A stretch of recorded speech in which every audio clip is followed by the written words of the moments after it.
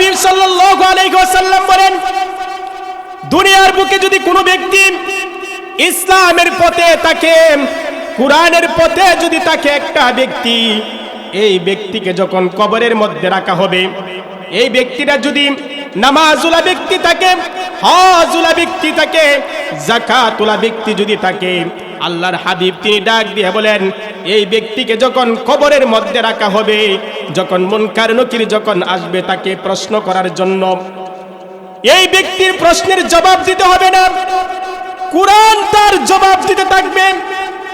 ফেরেশতারা ডাক দিয়ে বলবেন, রব্বে কারীম, যে ব্যক্তিটা কবরের মধ্যে শুয়ে রয়েছে তাকে আমরা প্রশ্ন করি, কিন্তু প্রশ্নের জবাব তো কুরআন দিয়ে দেয়, কারণটা কি? সুবহানাল্লাহ, কুরআন জবাব দিয়ে দেয়, কারণটা কি? আল্লাহ তাআলা ডাক দিয়ে তিনি বলেন, ও আমার ফেরেশতা, আজকে যে ব্যক্তিটা কবরের মধ্যে শুয়েছে, যে ব্যক্তিটা মৃত্যুবরণ করেছে, এই ব্যক্তি দুনিয়া থাকতে কুরআন কেউ ছাড়ে নাই, এই জন্য কুরআনও আজকে তাকে ছেড়ে যাবে না। আল্লাহ তাআলা যখন ফেরেশতাকে এই কথা বলবেন, ফেরেশতা ডাক দিয়ে তিনি বলবেন, ওগো রব্বে কারীম, তাহলে এই কুরআন কতক্ষণ সময় পর্যন্ত থাকবে? ফেরেশতা যখন এই কথা বলে দিবেন, আল্লাহ তাআলা তিনি ডাক দিয়া বলবেন, ও ফেরেশতা, এই কুরআন ততক্ষণ পর্যন্ত থাকবে যতক্ষণ পর্যন্ত এই ব্যক্তিটা জান্নাতে প্রবেশ না করবে, ততক্ষণ পর্যন্ত এই কুরআনও যাবে না। এরপরে দেখা দিবেন এই ব্যক্তির পক্ষে নামাজ কথা বলতে থাকবে, প্রশ্নের জবাব দিতে থাকবে। আবার ফেরেশতা ডাক দিয়ে বলবেন, রব্বে কারীম, এখন আরেকজনে প্রশ্নের জবাব দিয়ে নামাজ প্রশ্নের জবাব দিয়ে দে। আল্লাহ তাআলা ডাক দিয়ে বলবেন, এই নামাজও ততক্ষণ পর্যন্ত সরে যাবে না, এই ব্যক্তি যতক্ষণ পর্যন্ত জান্নাতে প্রবেশ না করবে ততক্ষণ পর্যন্ত এই নামাজও সরে যাবে না। তাহলে সেই নামাজ আমাদের পড়তে হবে, নচেত আমাদের জবাব দেওয়াটা কঠিন হয়ে যাবে, জবাব দেওয়াটা কঠিন হয়ে যাবে। কবর এমন একটি জায়গা, যে জায়গাতে আমাদের প্রত্যেকেরই যাইতে হবে। পৃথিবীর কোনো রাজা বাদশা থাকতে পারে নাই, কিয়ামত পর্যন্ত কেউই থাকতে পারবে না। ونشهد أن لا إله إلا الله وحده لا شريك له ونشهد أن سيدنا وسندنا وحبيبنا وحبيب قلوبنا ومرشدنا ومولانا محمدا عبده ورسوله أما بعد فقد قال الله تعالى في كلامه المجيد وفي فرقانه الحميد أعوذ بالله من الشيطان الرجيم بسم الله الرحمن الرحيم كل نفس ذائقة الموت ثم إلينا ترجعون وقال رسول الله صلى الله عليه وسلم الدنيا مزرعة الآخرة أو كما قال عليه الصلاة والسلام صلى الله وعلى محمد صلى الله وعليه وسلم صلى الله وعلى محمد صلى الله وعليه وسلم رہے میرے مسکن हवाए काबा रहे मेरे मस्कन हवाए काबा दने मेरे मदफन दियारे मदीना सल्लल्लाहु वाला मुहम्मद सल्लल्लाहु अलैहि वसल्लम सल्लल्लाहु वाला मुहम्मद सल्लल्लाहु अलैहि वसल्लम बलगल उला बिकमालिही कशफत दुजा बिजमालिही हसनत जमीउ खिसालिही सल्लु अलैहि व आलिही सल्लिमू या कौम बल सल्लु अला सदगना मिन मुस्तफा मा जा इल्ला रहमतन लिल आलामीन। মৃত ব্যক্তিদের রুহের মাগফিরাতের জন্য একরামপুর দক্ষিণপাড়া যুব সমাজের উদ্যোগে প্রথম বার্ষিকী তাফসিরুল কুরআন মাহফিল।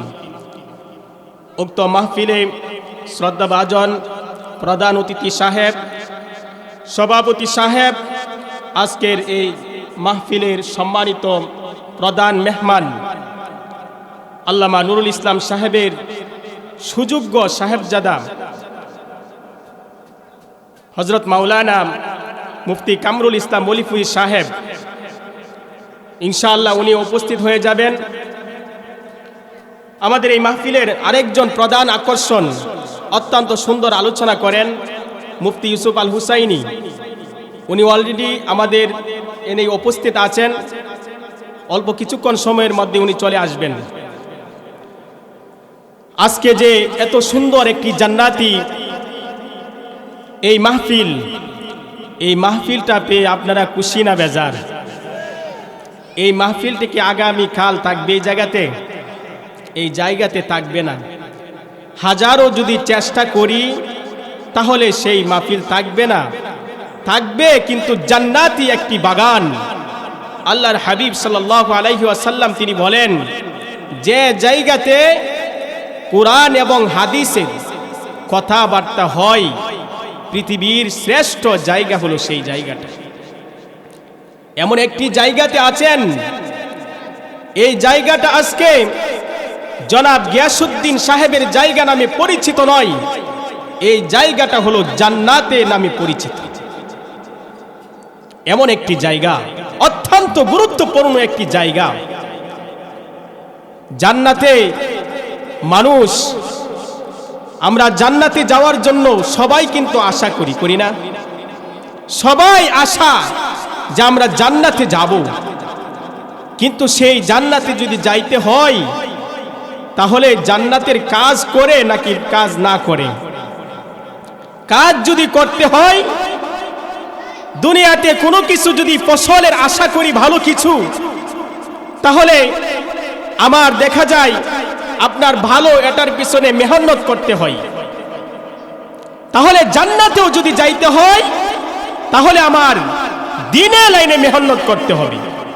আর একটা মানুষের মেহনত যদি দিনে লাইনে ভালো হয়ে যায়, আল্লাহর তৈরি জান্নাতটা তার জন্য ওয়াজিব হয়ে যায়।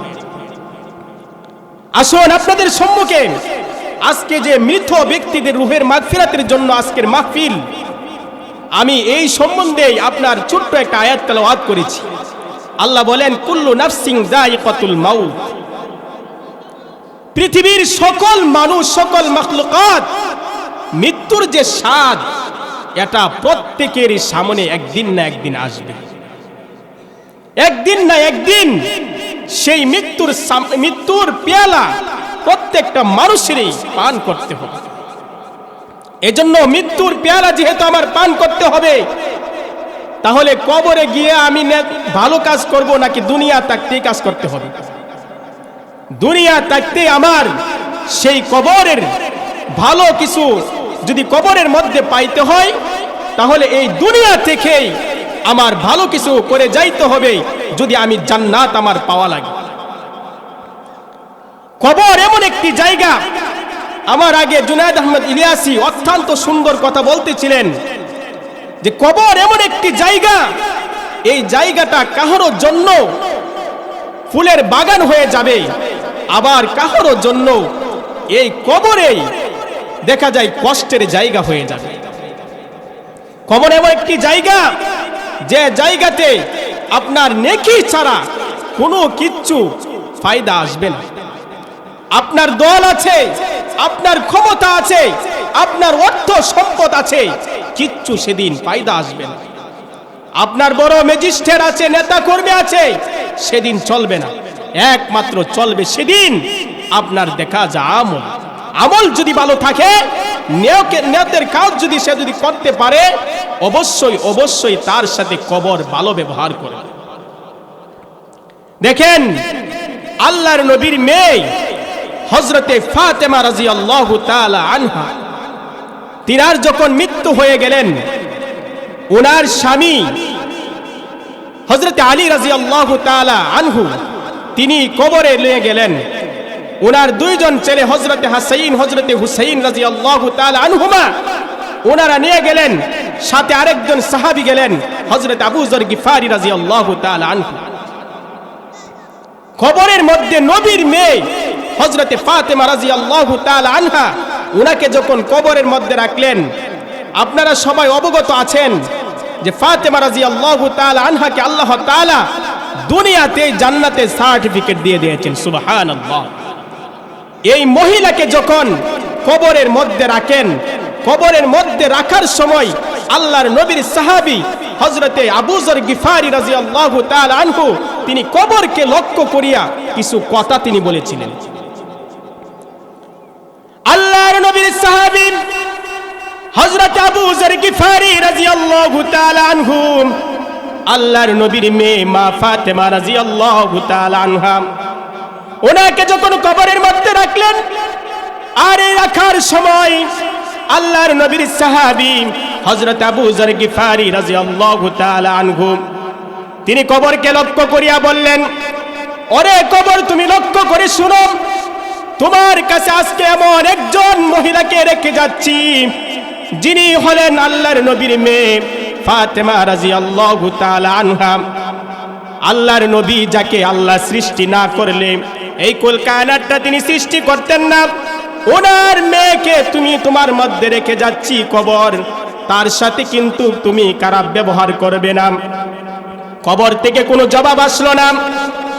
আল্লাহর নবী সাহাবী হযরত আবু যর গিফারি রাদিয়াল্লাহু তাআলা আনহু আবার তিনি কবরকে লক্ষ্য করিয়া তিনি বললেন, ওরে কবর তুমি শুনো, তোমার মধ্যে আজকে যাকে রেখে যাচ্ছি তিনি হলেন হযরতে হাসাইন হযরতে হুসাইন রাদিয়াল্লাহু তাআলা আনহুমা। জান্নাতি দুইজন মানুষের মাকে রেখে যাচ্ছি, কবর তুমি তার সাথে খারাপ ব্যবহার করবে না। কবর থেকে কোনো জবাব আসলো না। আবার আল্লাহর নবীর সাহাবী আবু যর গিফারি রাদিয়াল্লাহু তাআলা আনহু তিনি কবরকে লক্ষ্য করিয়া আবার ডাক দিয়ে তিনি বললেন, কবর তোমার মধ্যে এমন একজন ব্যক্তিকে রেখে যাচ্ছি যিনি হলেন হযরত আলী রাদিয়াল্লাহু তাআলা আনহু, ওনার স্ত্রীকে তোমার কাছে রেখে যাচ্ছি, কবর তুমি তার সাথে খারাপ ব্যবহার করবে না। এইভাবে প্রত্যেকের ডিটেইলস যখন দিতে লাগলেন, আল্লাহর নবীর পরিচয় দিলেন কবরের কাছে হযরতে হাসাইন হযরতে হুসাইন রাদিয়াল্লাহু তাআলা আনহুমা, ওনাদের পরিচয় দিলেন, কবর থেকে কোনো জবাব আসলো না। এরপরে হযরত আলী রাদিয়াল্লাহু তাআলা আনহু ওনার পরিচয় দিলেন, কিন্তু কবর থেকে কোনো জবাব আসলো না। আল্লাহ তাআলা এর পরবর্তীতেই আল্লাহ তাআলা কবরের জবান খুলে দিলেন। সুবহানাল্লাহ। কবর থেকে আওয়াজ আসলো, কবর ডাক দিয়ে বললেন, আল্লাহর নবীর সাহাবী তুমি এতক্ষণ কথা বলেছো, এতক্ষণ তুমি পরিচয় দিয়েছো, তুমি সর্বপাশ তুমি পরিচয় দিয়েছো যে আল্লাহর নবী হযরতে ফাতেমা রাদিয়াল্লাহু তাআলা আনহা নবীর মেয়েকে তুমি আমার কাছে রেখে যাচ্ছ, আমি যেন তার সাথে ভালো ব্যবহার করি। এরপরে তুমি পরিচয় দিয়েছো হযরতে হাসাইন হযরতে হুসাইন রাদিয়াল্লাহু তাআলা আনহুমা, ওনার মাকে রেখে যাচ্ছ, তার সাথে যেন আমি ভালো ব্যবহার করি। এরপরে তুমি পরিচয় দিয়েছো, ডিটেইলস দিয়েছো যে আলী রাদিয়াল্লাহু তাআলা আনহু, ওনার স্ত্রীকে রেখে যাচ্ছ, তার সাথে যেন আমি ভালো ব্যবহার করি। ও কবর, খবর আবার আবু যর গিফারি রাদিয়াল্লাহু তাআলা আনহুকে ডাক দিয়ে বললেন, আল্লাহর নবীর সাহাবী আবু যর গিফারি, তুমি লক্ষ্য করে শুনো, আল্লাহর নবীর মেয়েকে আমি খবর চিনি না। হযরতে হাসাইন হযরতে হুসাইন রাদিয়াল্লাহু তাআলা আনহুমা, ওনার মাকে আমি খবর চিনি না। হযরত আলী রাদিয়াল্লাহু তাআলা আনহু, ওনার স্ত্রীকে আমি খবর চিনি না। আমি একমাত্র চিনি যে ব্যক্তি কবরে থাকবে, তার আমল যদি ভালো হয়, আমি কবর তার সাথে ভালো ব্যবহার করব। লক্ষ্য করে শুনুন, একজন নবীর মেয়ে হওয়ার পরে যদি খবর থেকে যদি এমন আওয়াজ আসে, তাহলে আমরা তো নগণ্য চাইতেও আরো নগণ্য। দুনিয়াতে ভালো কাজ বলতে কিচ্ছু করতেই পারি না, তাহলে আমাদের জীবনের কবরের হালটা কি হবে? কবর এমন একটি জায়গা, যে জায়গাতে একটা মানুষ অসহায় অবস্থা থাকবে। আল্লাহর হাবিব বলেন, আল কবরু ওয়াহিদা, কবর হলো একা ঘরের, একা ঘর, একা টাকার ঘর। আল্লাহর হাবিব তিনি আবার বলেন, আল কবরু খুরসাব, আল্লাহর হাবিব তিনি ডাক দিয়ে বলেন, কবর হলো এমন একটি জায়গা, যে জায়গাতে কোনো আলো থাকবে না, কোনো বাতি থাকবে না, এমন একটি জায়গার নাম হলো কবর। এই কবরের মধ্যে একটা মানুষ যখন চলে যাবে, চলে যাওয়ার পরে তার মতন অসহায় ব্যক্তি আর কেউ থাকবে না। একটা মানুষ যখন আপনার দেখা যায় মৃত্যুবরণ করে, তখন দেখা যায় সর্বপাশ তাকে যখন আপনার কবরের দিকে তার আত্মীয় স্বজন তাকে কাঁধে করে নিয়ে যায়, এরপরে লোকটা মনে করে যে মনে হয় যারা আমাকে কাঁধে করে নিয়ে যাচ্ছে তারা মনে হয় আমার সাথে থাকবে। এরপরে দেখা যায় এই চারজন ব্যক্তিও তাকে রেখে চলে যায়, সবে মাত্র দুইজন কবরের মধ্যে থাকে। মৃত ব্যক্তিটা মনে করে এই দুইজন ব্যক্তি মনে হয় আমার সাথে থাকবে। এরপরে দেখা যায় আপনার কিছুক্ষণ পরে এই দুইজন ব্যক্তিও কবর থেকে উঠে চলে যায়। কবরওয়ালা লোকটা ডাক দিয়ে বলেন, ওনার সন্তানকে তিনি ডাকতে থাকেন, দুনিয়ার বাসী তোমরা আমাকে কোথায় রেখে যাচ্ছ? আমি তো আজকে একা হয়ে গিয়েছি, তোমাদের জন্য কত কষ্ট সাধনা করতাম, কিন্তু আজকে আমি একা হয়ে গিয়েছি। কবর এমন একটি জায়গা, যদি আমল যদি ভালো না হয়, তাহলে মানুষটার দুঃখের কোনো সীমা থাকবে না। আল্লাহর হাবিব তিনি বলেন, একটা মানুষকে যখন কবরের মধ্যে রাখা হয়, রাখার পরে দুইজন ফেরেশতা চলে আসে, আসার পরে তাকে তিনটা প্রশ্ন করে। প্রথম প্রশ্ন করে, মার রব্বুকা, তোমার রবকে? লোকটা যদি মুমিন হয়ে যায়, সাথে সাথে বলে দে আমার রব হলেন রব্বি আল্লাহ। লোকটাকে দ্বিতীয় প্রশ্ন করা হয়, ওয়ামা দীনুকা, তোমার দিন কি? এই লোকটা যদি মুমিন হয়ে থাকে, তাহলে আল্লাহ তাআলা তার সেই প্রশ্নের জবাবকে সহজ করে দেন। সঙ্গে সঙ্গে তিনি বলে দেন দীনিয়াল ইসলাম, আমার দিন হলো ইসলাম।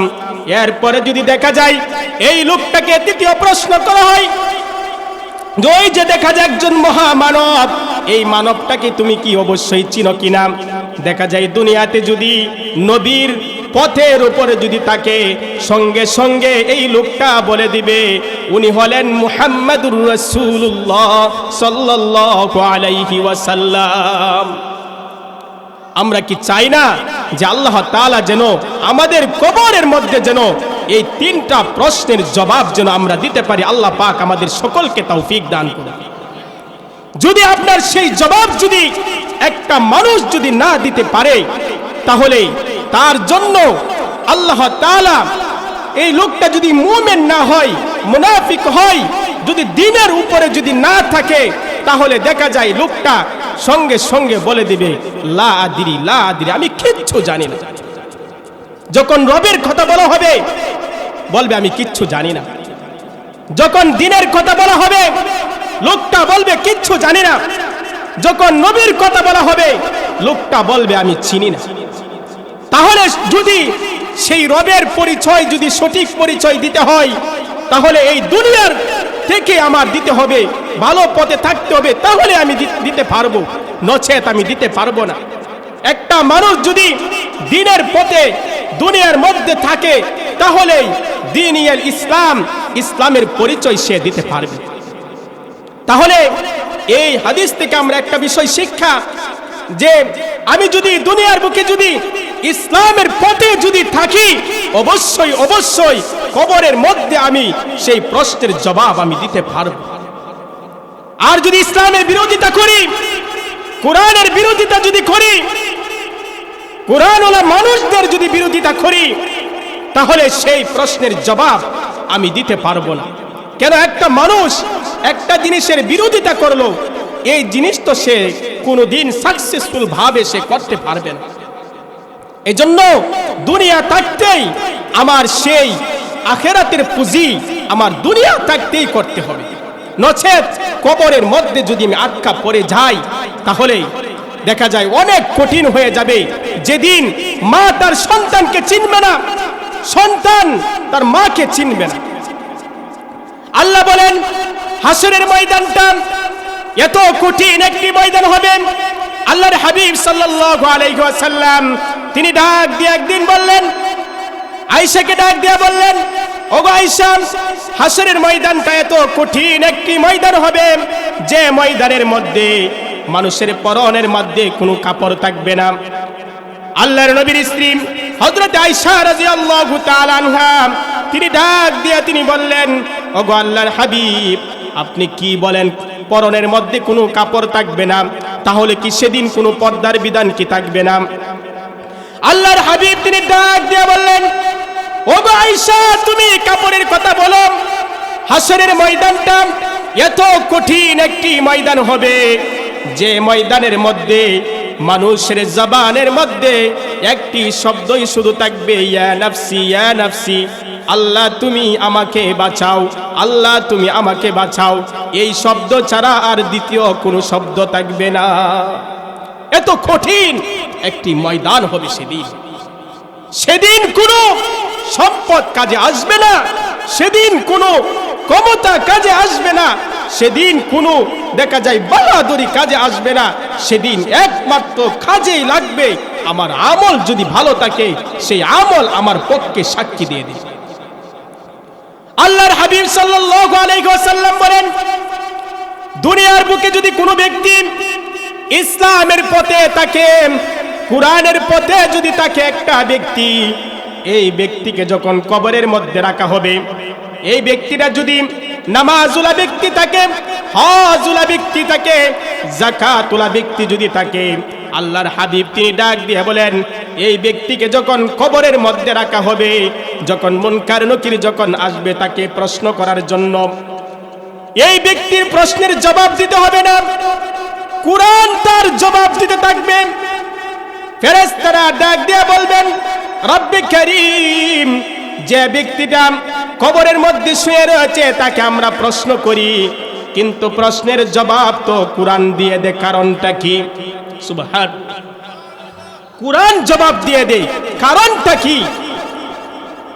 আল্লাহ তাআলা ডাক দিয়ে তিনি বলেন, ও আমার ফেরেশতা, আজকে যে ব্যক্তিটা কবরের মধ্যে শুয়েছে, যে ব্যক্তিটা মৃত্যুবরণ করেছে, এই ব্যক্তি দুনিয়া থাকতে কুরআন কেউ ছাড়ে নাই, এই জন্য কুরআনও আজকে তাকে ছেড়ে যাবে না।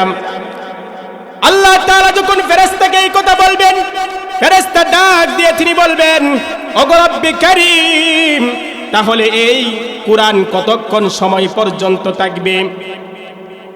ফেরেশতা যখন এই কথা বলে দিবেন, আল্লাহ তাআলা তিনি ডাক দিয়া বলবেন, ও ফেরেশতা, এই কুরআন ততক্ষণ পর্যন্ত থাকবে যতক্ষণ পর্যন্ত এই ব্যক্তিটা জান্নাতে প্রবেশ না করবে, ততক্ষণ পর্যন্ত এই কুরআনও যাবে না। এরপরে দেখা দিবেন এই ব্যক্তির পক্ষে নামাজ কথা বলতে থাকবে, প্রশ্নের জবাব দিতে থাকবে। আবার ফেরেশতা ডাক দিয়ে বলবেন রব্বে কারীম, এখন আরেকজনে প্রশ্নের জবাব দিয়ে নামাজ প্রশ্নের জবাব দিয়ে দে। আল্লাহ তাআলা ডাক দিয়ে বলবেন এই নামাজও ততক্ষণ পর্যন্ত সরে যাবে না, এই ব্যক্তি যতক্ষণ পর্যন্ত জান্নাতে প্রবেশ না করবে ততক্ষণ পর্যন্ত এই নামাজও সরে যাবে না। তাহলে সেই নামাজ আমাদের পড়তে হবে, নচেত আমাদের জবাব দেওয়াটা কঠিন হয়ে যাবে। কবর এমন একটি জায়গা যে জায়গাতে আমাদের প্রত্যেকেরই যাইতে হবে। পৃথিবীর কোনো রাজা বাদশা থাকতে পারে নাই, কিয়ামত পর্যন্ত কেহই থাকতে পারবে না। জুনায়েদ আহমদ ইলিয়াসী সাহেব তিনি বলতেছিলেন, আল্লাহর নবীর স্ত্রী হযরতে খাদিজা রাদিয়াল্লাহু তাআলা আনহা তিনি রাসূলের কাছে আবদার করেছিলেন, তিনি দুইটা আবদার করেছিলেন। তিনি সেই জায়গাতে তিনি যান না। আল্লাহর নবীর স্ত্রী হযরতে খাদিজা রাদিয়াল্লাহু তাআলা আনহা ওনার মৃত্যুর সন্নিকটে আল্লাহর রাসূলের কাছে দুইটা আবদার তিনি করেছিলেন। সেই দুইটা আবদার ছিল, ওগো আল্লাহর হাবিব, আমি যদি দুনিয়া থেকে বিদায় নিয়ে চলে যাই তাহলে আপনার কাছে আমার দুইটা আবদার থাকবে। হায়াতের জীবনের মধ্যে আপনি ইসলাম প্রচার করতে গিয়ে যত সহযোগিতা লাগে আমি তো খাদিজা করেছি, আমার মৃত্যু হয়ে গেলে আপনার কাছে দুইটা আবদার আছে, সেই দুইটা আবদার কি আপনি রাখবেন কিনা এখন বলুন। আল্লাহর হাবিব সাল্লাল্লাহু আলাইহি ওয়াসাল্লামের কাছে যখন এই দুইটা আবদারের কথা যখন বললেন যে দুইটা আবদার, এক নাম্বার আবদার হলো যে আমার মৃত্যু হয়ে যাওয়ার পরে আপনার গায়ে যে জুব্বাটা আছে সেই জুব্বাটা দিয়ে আমার কাফন দাফন করবেন। দ্বিতীয় আবদার হলো আমার যদি মৃত্যু হয়ে যায় তাহলে আমার কবরের মধ্যে যখন মুনকার নকির যখন আসবে প্রশ্ন করার জন্য, আমার মনে আশঙ্কা আমি না জানি কবরের মধ্যে আটকা পড়ে যাই। চিন্তার বিষয়, আল্লাহর নবীর স্ত্রী হযরতে খাদিজা রাদিয়াল্লাহু তাআলা আনহা জিনাকে আল্লাহ তাআলা সরাসরি সালাম দিয়েছেন। সুবহানাল্লাহ। আল্লাহর নবীর স্ত্রী হযরতে খাদিজা রাদিয়াল্লাহু তাআলা আনহা রাসূলের কাছে দুইটা আবদার করলেন। একটা আবদার হলো, ওগো আল্লাহর হাবিব, আমার যখন মৃত্যু হয়ে যাবে, মৃত্যু হয়ে যাওয়ার পরে এক নাম্বার আবদার হলো আপনার পরনের মধ্যে যে জামাটা আছে সেই জামাটা দিয়ে আমাকে কাফন করাবেন। দ্বিতীয় আবদার হলো আমাকে যখন কবরের মধ্যে রাখা হবে কবরের প্রশ্নের জবাবটুকু আপনি রাসূল দিয়ে যাবেন।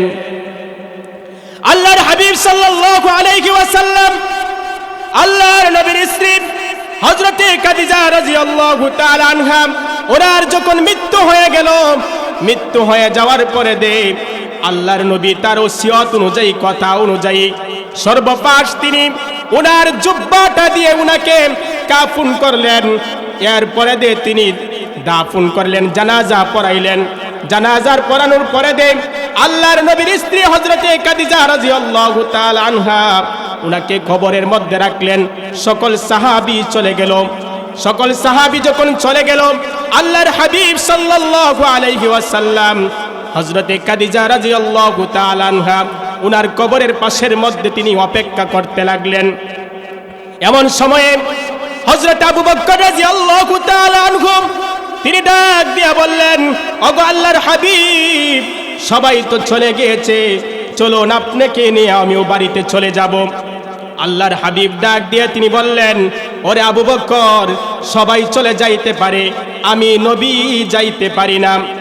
আমি নবী হযরতে খাদিজা রাদিয়াল্লাহু তাআলা আনহা ওনার কাছে দুইটা আবদারের কথা আমার কাছে বলা হয়েছিল, আর সেই দুইটা আবদারের কথার বিষয়টা আমি ওনার কাছে বলেছিলাম, সেই আবদারগুলো রেখে তারপরে যাব। আল্লাহর হাবিব তিনি ডাক দিয়ে বললেন, ও আবু বকর, সেই আবদারগুলো হলো আল্লাহর নবীর স্ত্রী হযরতে খাদিজা রাদিয়াল্লাহু তাআলা আনহা সেই আবদারটা করেছিলেন।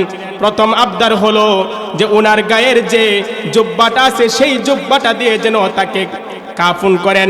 এরপরে দ্বিতীয় আবদার ছিল কবরের যে প্রশ্নের জবাব, সেই প্রশ্নের জবাব যেন স্বয়ং রাসূল দিয়ে যান।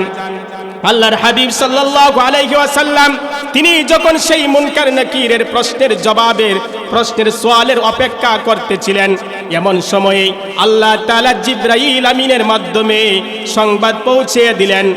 জিবরাইল আমিনকে ডাক দিয়ে তিনি বললেন, আরে জিবরাইল আমিন, আমার বন্ধু ব্যথায় ব্যতীত হয়ে হযরতে খাদিজা রাদিয়াল্লাহু তাআলা আনহার কবরের মধ্যে প্রশ্নের জবাব দেওয়ার জন্য অপেক্ষা করে যাচ্ছে, সময় অতিবাহিত করছে। আমার বন্ধুকে তুমি জানিয়ে দাও, এই খাদিজা রাদিয়াল্লাহু তাআলা আনহার প্রশ্নের জবাব স্বয়ং আমি আল্লাহ তাআলা দিয়ে দিয়েছি।